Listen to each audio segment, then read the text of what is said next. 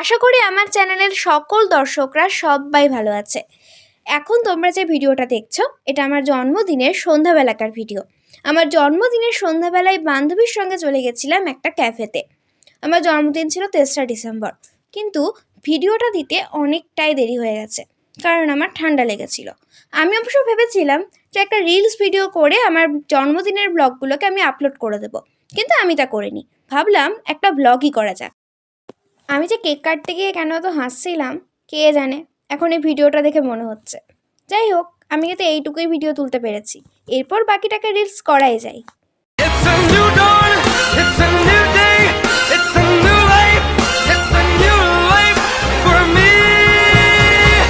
And I'm feeling